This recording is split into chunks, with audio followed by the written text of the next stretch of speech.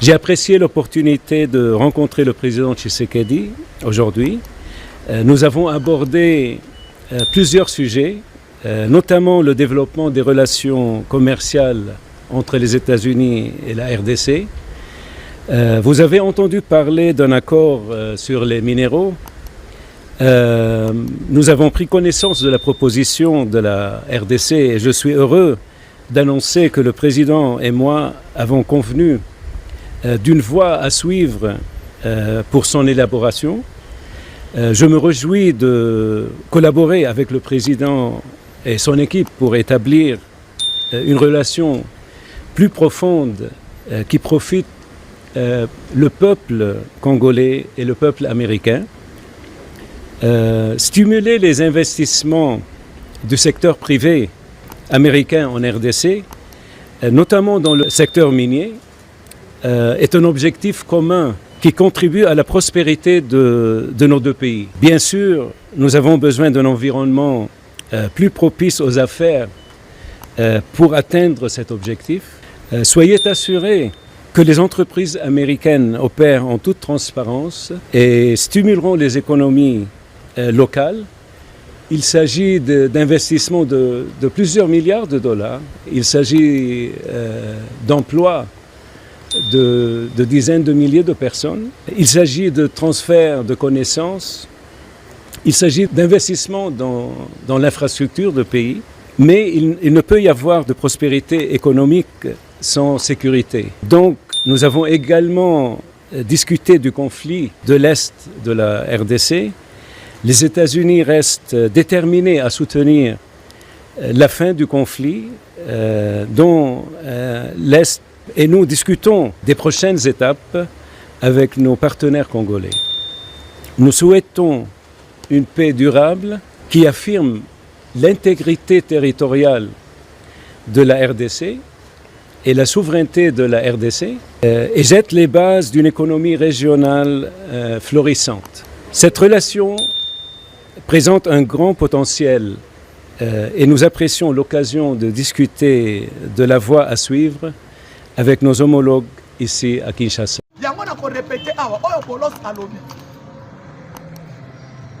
L'envoyé spécial est Donald Trump. Et Aza Bokilo Naye. Donald Trump a nommé envoyé spécial. Il y a États-Unis au Aza Bokilo Naye. Bokilo propre Naye. Aye. Alali. Ake Kolwezi. Kolwezi après que Rwanda. Rwanda a Kenya, Burundi, Uganda, Kenya, à zone États-Unis. Et pour comprendre au bolos à lobby, na on a lobaki lobby awa, on a lobaki avant-hier, na au bolos à lobby.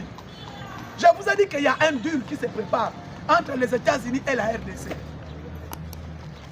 Et ce deal là, n'est le bolos ailleurs pour à confirmer. À lobby, je suis heureux de rencontrer, je suis très heureux de rencontrer Félix Tshisekedi. Azol Lobana président a commis devant la caméra à BBC discours na poche. Bolos. A BBC discours na nini na poche. Et discours on a BBC na poche. Et loko Lumumba sala.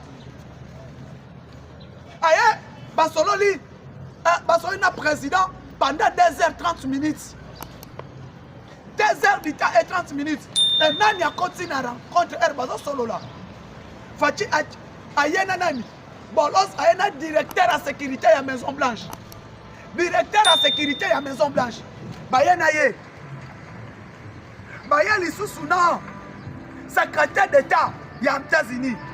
Sous-secrétaire d'État américain.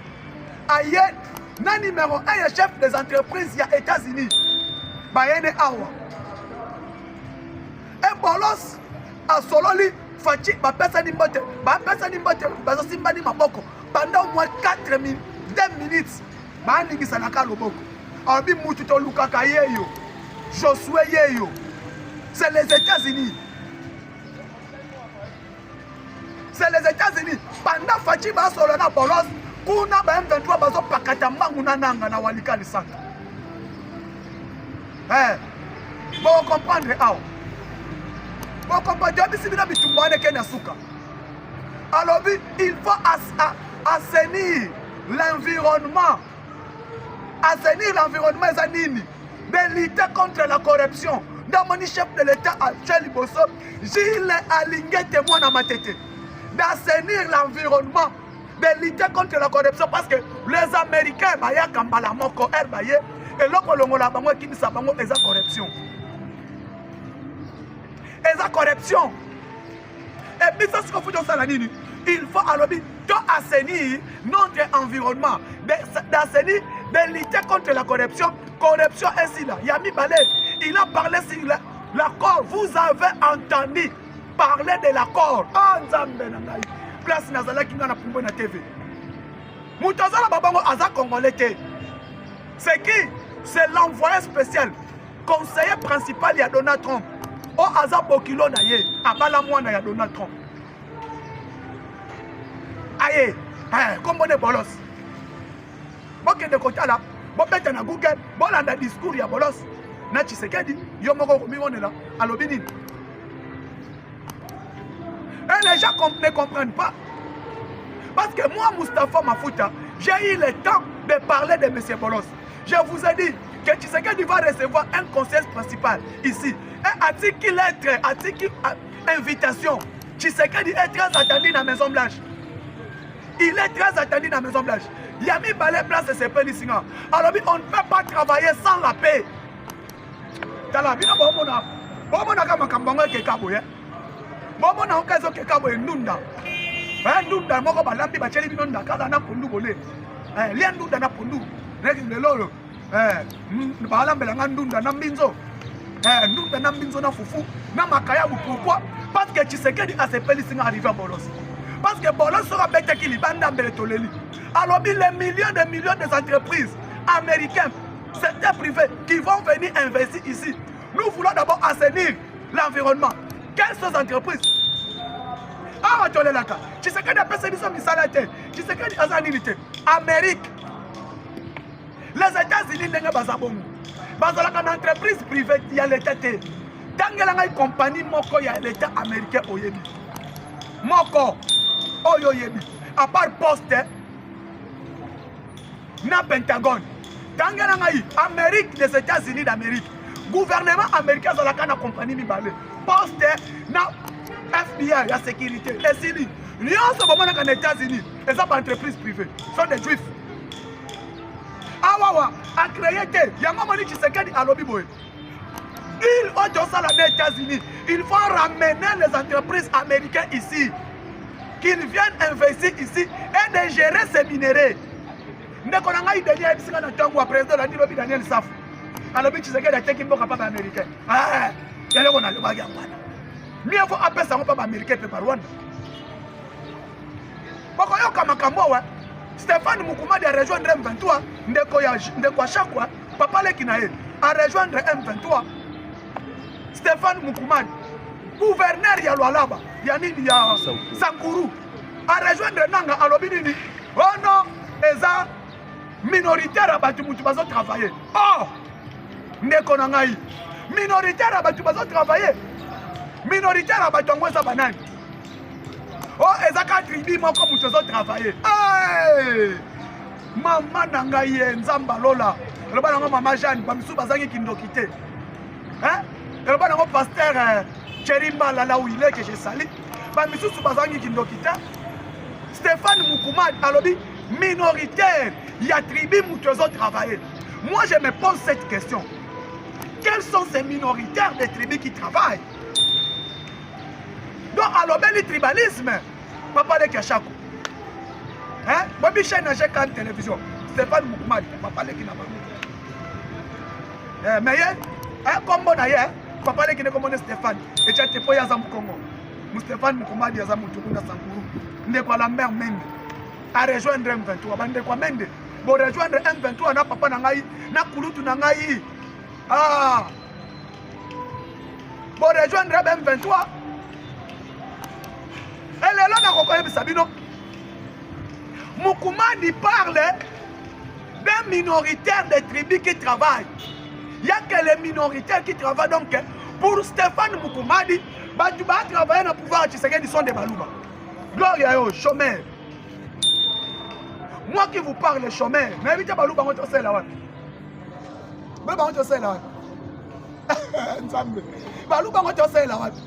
Parce qu'au monde n'a jamais n'a pouvoir à Kabila. Je vais vous choquer un peu. Kabila, président de la République, ministre intérieur, Katangé, président de la République, Katangé, gouverneur de la Banque centrale, Katangé, président Séni, Katangé, ministre des Finances, Katangé, ministre intérieur, Katangé, ministre de la Défense, Katangé, premier ministre, Moussoaïli, Tangé n'a pouvoir à Tshisekedi, ministre de la Justice, Moussoaïli, président de la Cour constitutionnelle, Moussoaïli, Kabila président.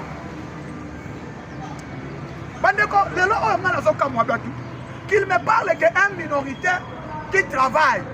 Les minoritaires là, Tshisekedi est au pouvoir, les Balouba souffrent ici à Kinshasa.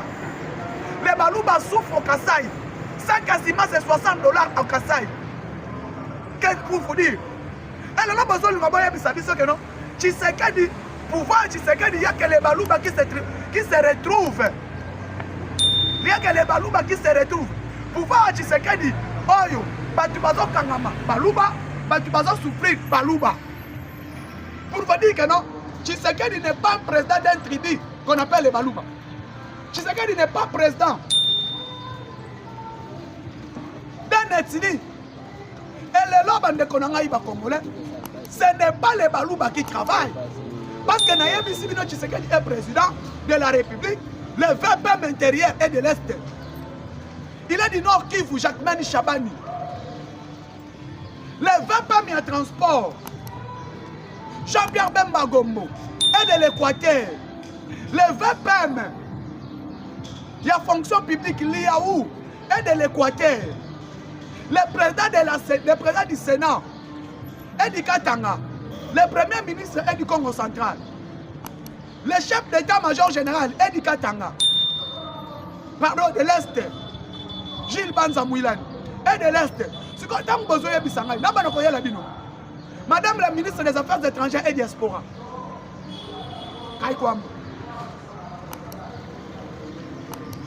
Ministre des Finances est de Kisangani. Doudou Famba. Ce qu'on a besoin de Bissanga, il n'y a qu'un seul tribu qui travaille. Tribu à Monini. Il y a un moment Yobaka. Les gens sont comme Moutou. Aïe la bino makambu ya ekolo, makambu ya bikolo, bolanda mutu wanate. Bolanda yete. Parce que yo ya bisabiso que non, lelo, il y a qu'un seul tribu qui travaille. Raison na yo rejoindre M23 Stéphane Moukouma Diamant. Raison yo rejoindre M23 mais c'est Moukoumadi. Yangwana, tant que vous êtes gouverneur, ya Sankourou, tu n'as pas parlé d'un seul tribu qui travaille. Parce que tu as été nommé gouverneur avec Tshisekedi. Le lopon il y a un AFC M23 pour dire que non, il n'y a qu'un seul tribu qui travaille. Mais quand tu étais gouverneur, il y a Bissabiso, Ozaki gouverneur 5 ans. Il y a Sankourou. Moukoumadi. Oh, il y a un coton à l'équipe de la politique. Il y a un Bissabiso que non. Oh non, Tshisekedi était capable américain. Bon, qui a été capable américain, a été capable américain. Tu as un adulte, tu as un États-Unis. Tu as un adulte aux États-Unis. Et là, ce qu'on t'a dit, tu as baza toqué parce que tu déjà habité à Nanga. Tu as posé la Nanga. Tu as Moula Koya. Tu as la Nanga, Moula Koya.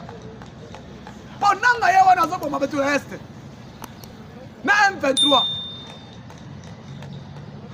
batu bakufa na Est Nanga na M23 awa wa Moukoumadi akeko rejoindre M23 Stéphane merci côté AFC côté M23 RDF mais lelo oyo mututu ayebi que Félix Tshisekedi est la seule personne à dire non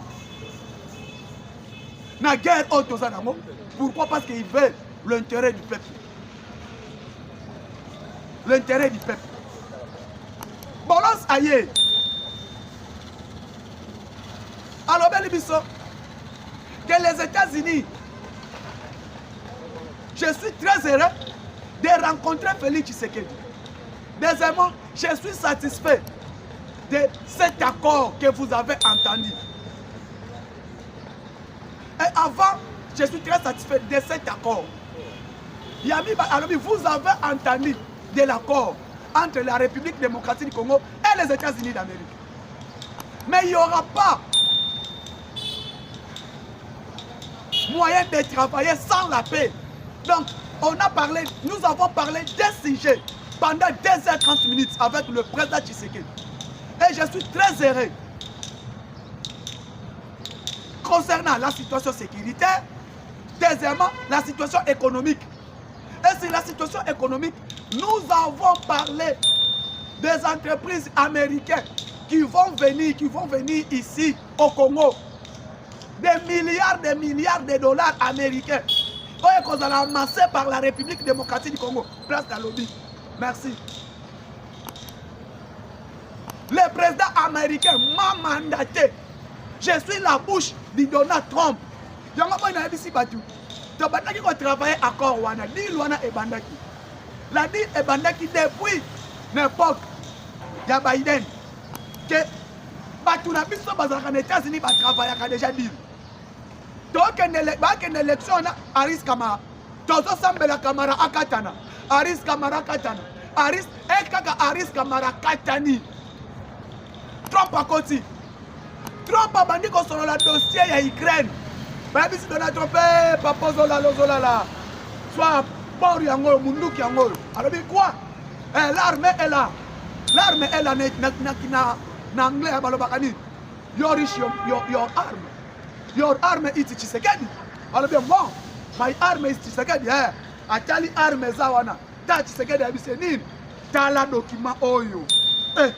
Yo zola la boineni. Munduki yango Tshisekedi apesi yo. Passa non, Tshisekedi apesi to chabi. Atali boy, cobalt, or casterite éteint, germanium, tout. Hein? Le bilan koyo. C'est ça qui se trouve au Congo. Donc ça là, milliards de dollars. Peut-être qu'on diminuer l'influence à Chine. Chine est là une influence parce que c'est la RDC. Et d'ailleurs, moment où vous savez, tu sais que d'ici à 4 matières à 4 cobalt à Congo, na Chine. À 4 nanini, na Glencore il y a pas français. Alors, puis on est récupéré COP. Alors au monde Trump appelle Tshisekedi. Tshisekedi, oui, you call me it's États-Unis d'Amérique. Tu peux venir ici aux États-Unis d'Amérique. My Trump, you call you. One anglais, vous comprendre. I call you. Come is États-Unis. One a Donald Trump. Kala, bon ça kala ba fantir. Alors Tshisekedi alors te concentré à Wagoma tomber Bukavu tomber. Tindelanga batu. Envoie you les gens de Congo, pas y a de travail. Envoie-moi. Voilà en anglais. Donald Trump, français à Trump. Trump par le baraka. Français à côté. Français qui est anglais. Envoie-moi. Je sais que Tindi Bat. Équipe Kaikwamba à l'aise. D'abord, Moni Ruberwa qui est aux États-Unis. Azarias Ruberwa aux États-Unis. Oh, il y a ce qui est 3e jour. Azarias Ruberwa accueilli en Amérique à Washington. Koboma Kongo na nyonso. Mais Trump a kangi muno akangi. Abifona yoka Tshisekedi. Alors pour na yoka ena ana mutu aza sérieux. Soki na tindi ye akoela na message. Ayena avion Useless of America ekiti out. Basololi. Enfin senti Basololi esili. Landa discours ya Boris. Ya Bolos. Abimisi discours na poche. Pour vous dire, le discours wana lobby a wana presse a été préparé aux États-Unis d'Amérique concernant cet accord, cet adul. Yango moni na pesi mbote pa kulutu na ngai HK Today à partir aux États-Unis. Na pesi kano je télévision na mubenga. Les gens qui sont là, ba yebi adul wana e komi ndengeni. Ba eleki ndengeni jusqu'à ce que États-Unis Donald Trump atinde la yo bokulo na ye. Alors il n'a pas de chef, directeur à sécurité à Maison Blanche, vas-y là-bas. Bokilo n'a kende, bon solo là. Mais au moins, bazo solo la fati à Seki depuis guerre à Est Bandi. C'est ma toute première fois na mona. Depuis Goma Bukavu tombé, Tshisekedi a solo là à Seki. Et puis, il faut mon abolos à l'obé que non. mission accomplie. Parce que la personne était très importante dans Koutananaï, c'est cet homme de Félix Tshisekedi. Assainir l'environnement pour que permettre aux investisseurs américains. Et cet environnement, c'est quoi? Il faut combattre la corruption. Nous devons combattre la corruption. Corruption et bobby économie n'abisso banda bata ebele.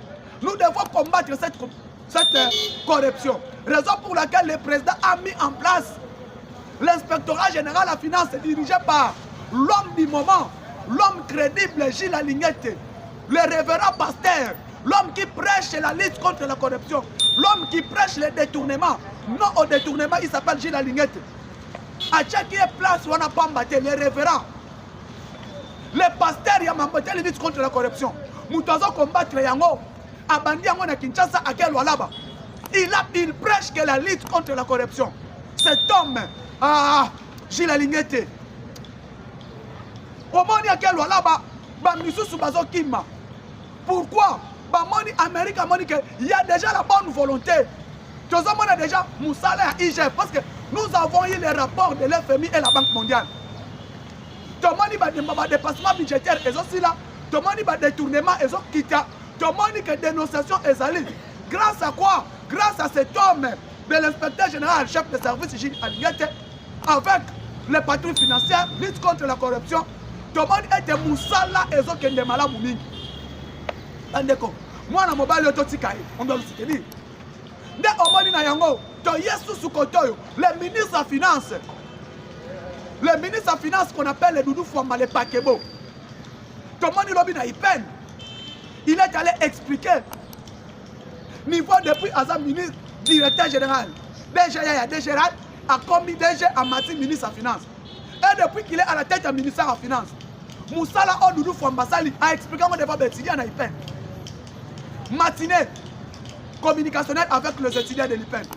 Makambo Doudou Fouamba Sali depuis Aza à la tête du ministère de la Finance, la stabilité monnaie, la stabilité cadre macroéconomique, lutte contre la corruption, Azo Bounisango, réserve d'échange hématique, à coûter combien de milliards, il ramène ça à 8 milliards, contrat avec l'FMI et la Banque mondiale, financement ya cimenterie ya Katanda, financement ya route Kananga Mbujimai, atie yango ba moyen. Financement, il y a des projets surtout à Ville Kinshasa et à province. Grâce à Yango, c'est Doudou Fouamba qui travaille là-bas que moi j'appelle aujourd'hui le Pakebo, l'homme du moment. Donc moi, je vais soutenir moi dans le soutenir Doudou Fouamba, le Pakebo, Moutou, a travaillé dans la volonté de mon compte. Après qu'on finance la bonne Azo la makambo ya mbongo na biso. Discipline à la régie financière. Et à cette orientation. Et les lots à mobiliser les moyens. Fouamba a mobilisé les moyens. Ba matisi salaire à militaire. A boyi ko zo ba émolument na ye na moi. Ba tideli ngo ba soldat. Ah Doudou Fouamba. Doudou Fouamba balinga mboka boyete. Doudou Fouamba. Toya la pointe le gouverneur de la ville de Kinshasa Daniel Bumba. Le meilleur gouverneur de l'histoire du Congo. Doudou Fouamba Daniel Bumba. Place dans une salle d'émission. Les allants qui vont faire la terre. Les allants qui dépôt. Les allants qui sanité. Doudou Fouamba a bon ici en haut. Azosala nzela bokasa. Azosala banzela de l'école. Azosala kasai. Azobongisa baroute. Tokei na Kimwenza tomoni azobongisa na makala. Ba chantier partout. On appelle ça Doudou Fouamba le gouverneur par excellence. Le long des hommes ça va congolais. Pour que tel nen azokile ba niveau ya bokasa. Pour abongisa nzela bokasa. Kala mingi azobana nzela kasai. Nzela kabamba. Oye kufa kala Doudou Fouamba pe abandi bisala na kabamba. Bande konanga nyonso Tokolobate, Batikela qui est nyongo ebele na tête à ville. Plus ou moins 80 millions de dollars. Batikela qui est à la dette. Moi, je mobile à Kosala Misala Nengeni. To soutenir moi, mobile oyo. Notre gouverneur, tala depuis à Koti, Koulouna est diminué. Pourquoi a-t-il une orientation dans la sécurité à ville province de Kinshasa? Bon, moi, tu comprends qu'on doit soutenir cet homme, le Doudou Fouamba, qui fait un bon travail aussi dans la ville de Kinshasa. Koulouna Akoufa. Merci beaucoup d'avoir été surtout. Pour la Nakingaï, pour s'abonner, pour partager, pour liker l'émission. Ciao, à la prochaine.